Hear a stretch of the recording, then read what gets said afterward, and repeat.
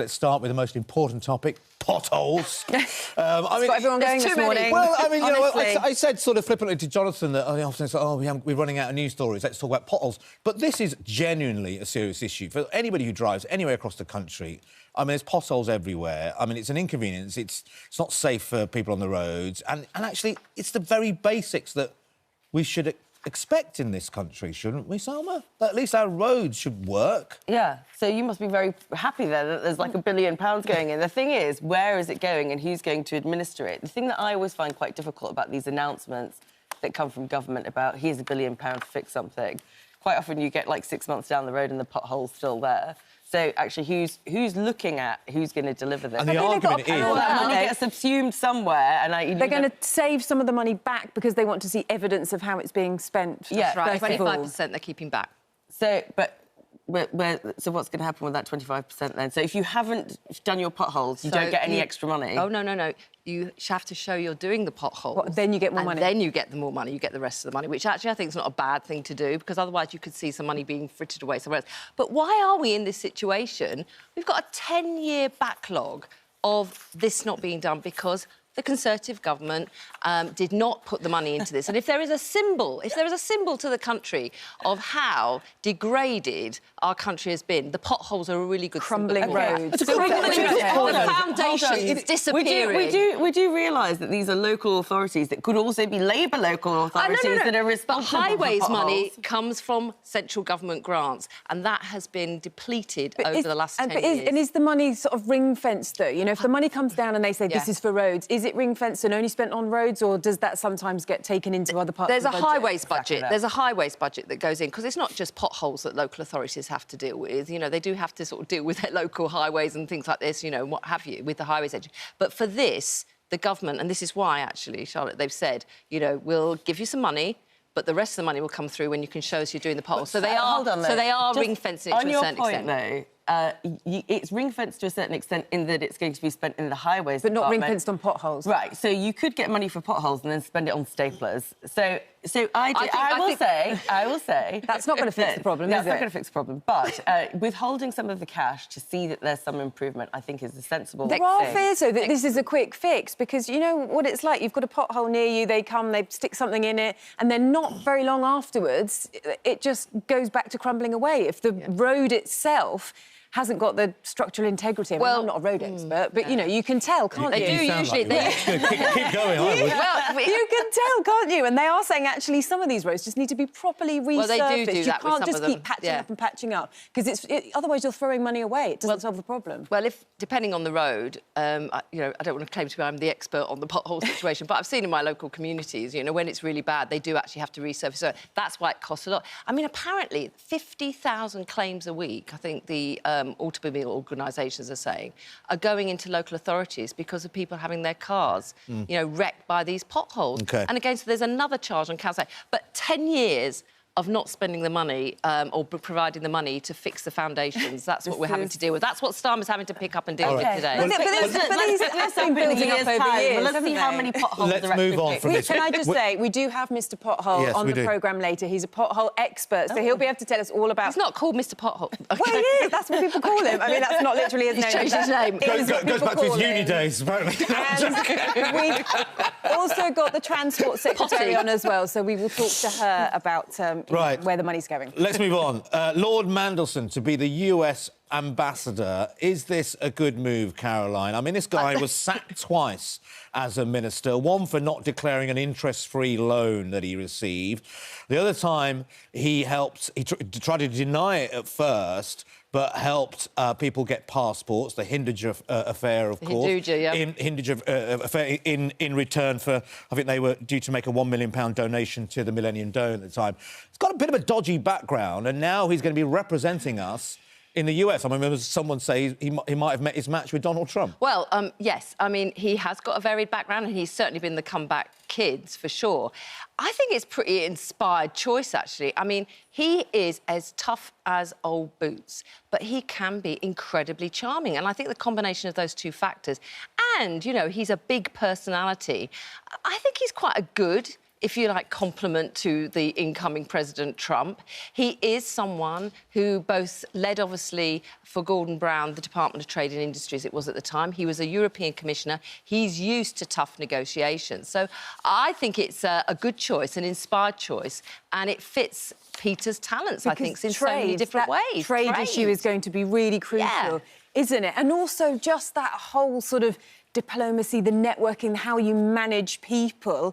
With Donald Trump, I think that's going to be quite key, isn't it, Salma? Do you think he's the right choice for this kind of role, and what difference do you think it could make? Look, I wouldn't take a judgment as to whether he's the right choice or not, because usually what happens is that you have a career civil servant that takes that position. Okay. But it's one of the few roles that the Prime Minister has in his own gift to give to people.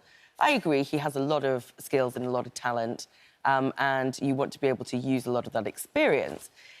And the other factor here is that you also have Nigel Farage, who has a relationship with Donald Trump and will be sort of sideswiping, I think, the sort of British establishment. So I think you need a very strong character, political character there to deal with that. Just to clarify, Mandelson, I mean, on the first sacking, he said that he admitted being technically wrong on that, but said that he insisted he'd done nothing improper.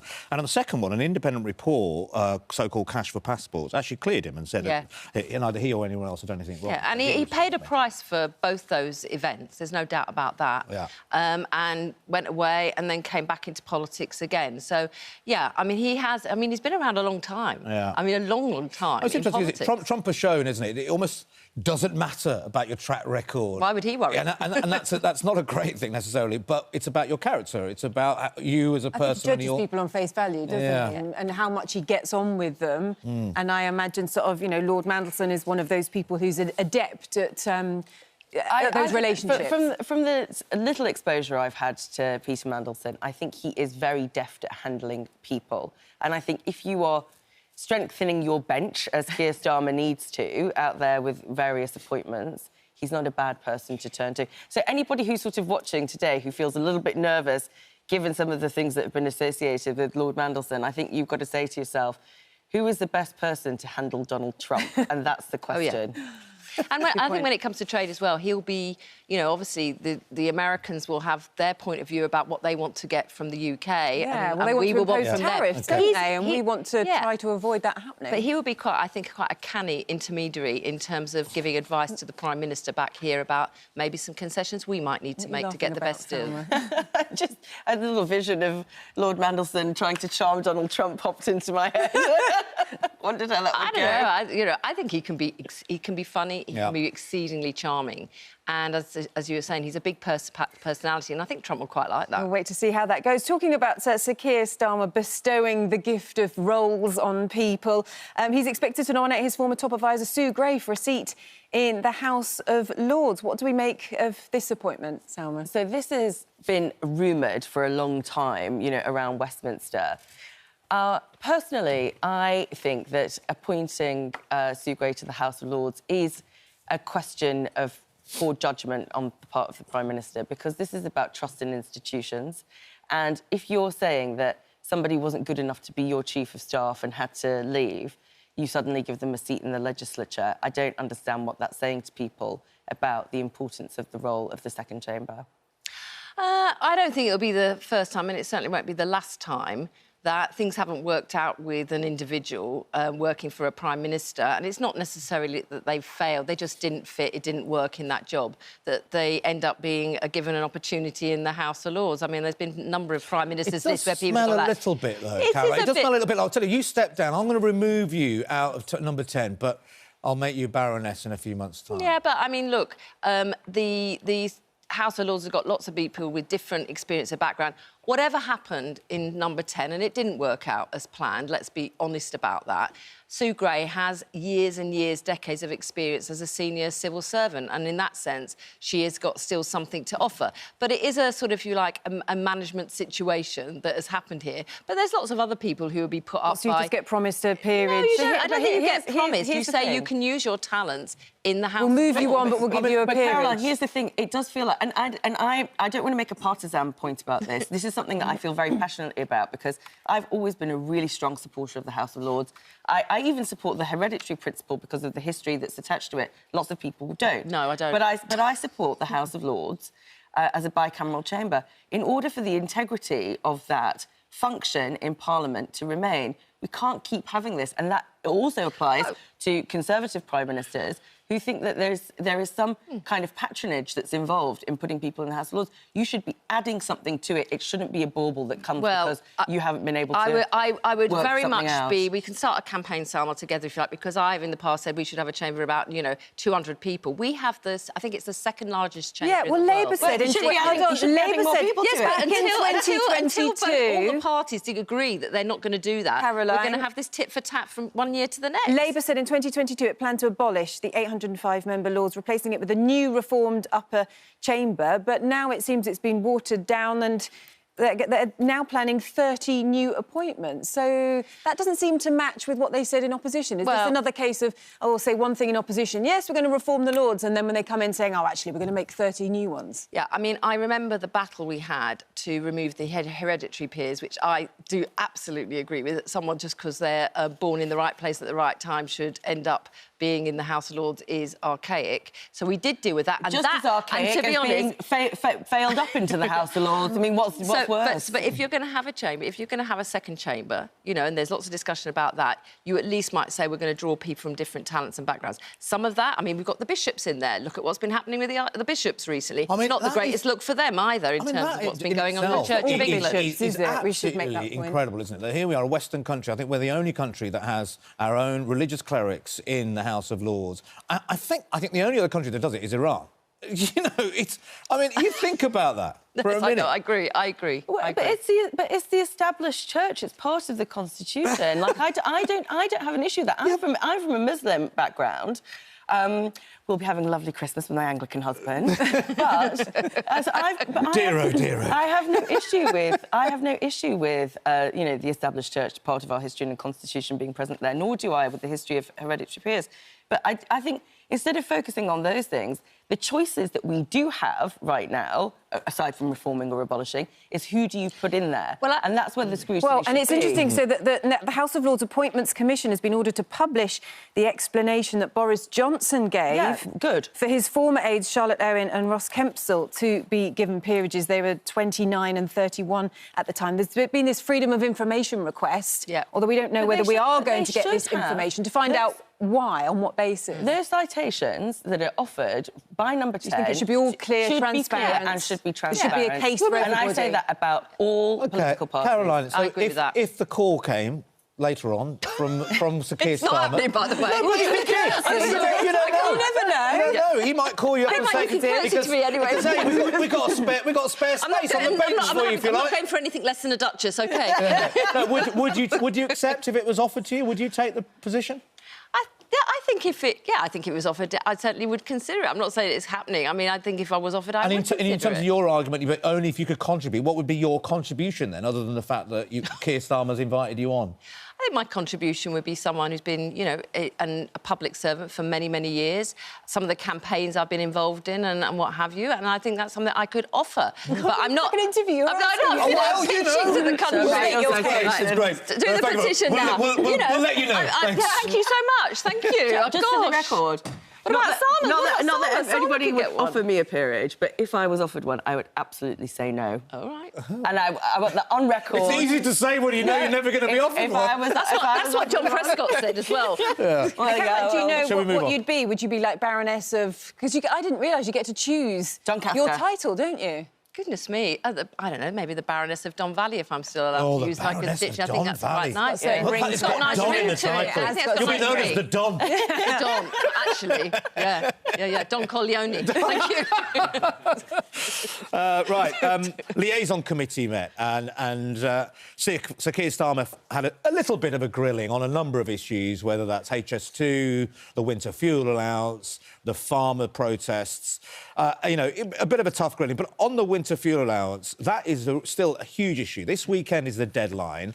Today, I think it's a deadline if you want to call and try and apply to get on pension credit, because that's the rule they've made now, that you need to be getting pension credit to get the winter fuel allowance. Tomorrow's a final day to fill online. I mean, they're sticking to this, Labour, but it's been a real issue for them and probably a bit of an own goal. And I think they'll accept that they didn't expect this kind of backlash going over months and months and months. And now there'll be people who, with a massive backlog, won't be able to get their winter fuel allowance in time or at all. Yeah, I mean, I think it's one of those things where you think, actually, this seems a sensible idea. Why should people who are paying the top rate of tax get winter fuel allowance, a payment? And I would agree with that. And probably didn't think there'd be as much as a backlash as there had been. But the truth is that there's a whole number of pensioners at those margins above pension credit, not just the ones who are eligible for pension credit, who are in a difficult situation. And there's a 10-week backlog, I understand, in processing the claim. So for assurance for people who might be putting in an application, you know, in today, for example, you will be assessed from the time you put in an application. So even if it's not done, if you're within the parameters, you will still get it if you're eligible. But that does mean, Adil, that there will be some people who will not see the payment for this Christmas at all. Who knows when it will come through with a 10-week backlog. But actually, it won't be there in time to help with their winter fuel bills. No, but yeah, exactly. So I think the thing is again, the government saw this, the Chancellor saw this as a saving in year.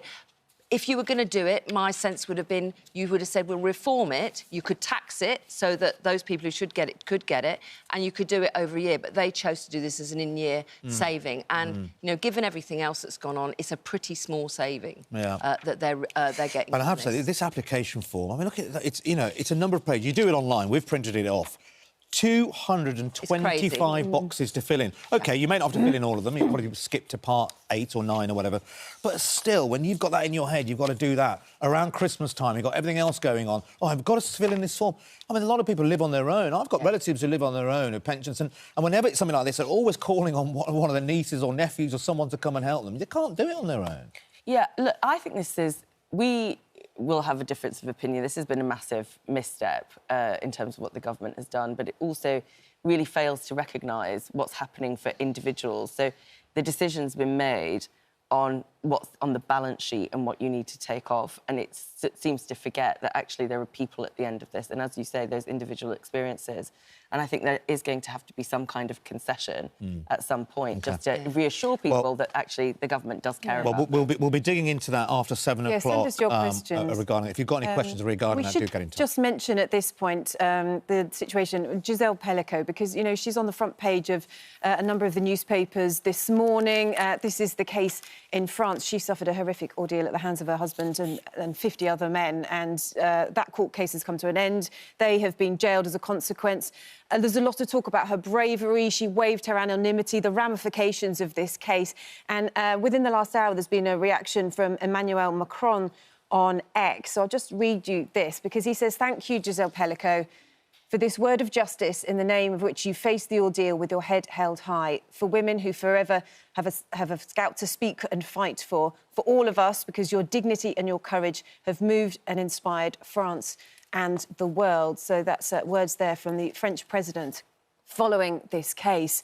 And, I mean, there's no doubt the front page of the Mirror is calling her the world's bravest woman, the brave message of hope the Daily Express talks about after the horror. You know, she took this decision to waive her anonymity, to stand there publicly and fight this fight. And she said so it was that society could see what was happening. And, I mean, Salma, there's no doubt her bravery in doing this has... There have been ripples across the world, and I think that people will look at this kind of violence in a different way now, won't they? The attitudes will hopefully change as a consequence of what she's done. Well, one would hope, but I think we have to be realistic about where the sort of junket will move after this case. And yes, she has been brave, and I think the quote that she used is not for me to have shame, it's for them to have shame, which is absolutely right. But we are talking about, you know, a woman who was subjected to really vile abuse over a long period of time. And just to say, well, you know, we're not going into the details because they really are horrific. But for those people who know what it's about, we're just explaining the overview. And what we are looking at is the idea of, you know, somebody... I mean, it's misogynistic, the idea that somebody else can decide what the fate is of a woman in the most cruel way. And this trend where you are seeing more violence against women and girls in lots of different forms. And I think this is the kind of thing that we need to And the look at and worrying thing tackle. is, Caroline, you know, this came out by chance in a way. Yeah. He was caught by a security guard in a store and he was upskirting. You know, still a terrible sexual offence. But if he hadn't been caught, that we would not know about this. He filmed this. So they then found out material. I mean, the scary thing is, I keep thinking, is like, how many other cases like this are there? And you've got to imagine there probably are. Yeah. And it's interesting because I think we've, you know, on this programme, things like that, upskirting things, taking photographs of women, indecent photographs when they're not aware of what you're doing. We can see it sometimes as an event on its own, but it's really interesting, this case, that was the entry to discover, dare I say, even worse abuses that were going on in terms of his wife, and the connection that if men are doing this, what else might be they doing? The other thing about this as well, without going into any of the details, viewers will know about it, I'm sure, is what has really stood out as shocking about this, and I think this is why Giselle wanted to be public about it. Not only was her husband, but over 50 men, and apparently there are a dozen more maybe that they haven't been able to identify from the films, took part in this. In her local community. They were soldiers, she a knew. firefighters, a nurse, a journalist, men from all walks of life who, in other circumstances, would have been seen as respectable and upstanding, who took the opportunity of taking part in this terrible crime. And I think that is something for women, for myself, that really caused me concern. I know. Because this isn't stranger danger. These are people who live within 30 miles of where she did. What she has done, though, which I feel is incredible and a testament to her bravery. So often, when we hear cases about, you know, this sort of sexual violence, it's often the man's name that stands out because we don't know the names of the women victims. But because and of she her has chosen, bravery, it is her name. it's It's her name her that's we're front and talking centre. about. Yeah. And I think that is incredibly both moving, but so important. OK, well, I mean, you know, I've no doubt that her influence will be felt for a long time to come. Listen, we have to end on something Christmassy. It's obviously a big weekend, not just for travel, not just for present shopping as well, but the Prime Minister has been getting into the Christmas spirit too. Let's take a look. I know. Christmas like that. And to be surprised to have a message like that, actually, you know, to be fair, is a really special thing to do. And we should spare a thought for those 10,000 members of our armed forces who are working hard over Christmas, you know, and it's a lovely thing, actually, that they were able to catch a glimpse of their families like that, isn't it? Yeah, I just can't imagine what it must be like for a young lad not to see your mum at Christmas. Just accept, my mum works abroad and she's out. Yeah. You just have to tough. accept that. It's got to be tough, hasn't it? It's tough. And I mean, you know, thankfully they do organise sort of FaceTime calls in the services as best they can throughout the year. Yeah. You know, not just at Christmas. But it's tough. I suppose when they come back on leave, they might have to redo Christmas whenever they come back. Have a belated celebration. Maybe it's two Christmases. Two Christmases, That's probably what they'll say to him. You're going to get two. Yeah. But the little boy there, he was quite quiet. His mum was probably thinking, I've never seen you this quiet before, you know. Little boy's like, I hope you've got me a present. Thank you so much. Merry Christmas. Merry Christmas. Enjoy Christmas with your Anglican husbands. Well, he's not sorted anything out. Oh, hasn't he? Oh, Do right. that himself. He'll have to do Not shopping. very Anglican of him at all, is it, really? Super Saturday, that's what this weekend is for. It's all the Christmas shopping. Thanks both very much. OK.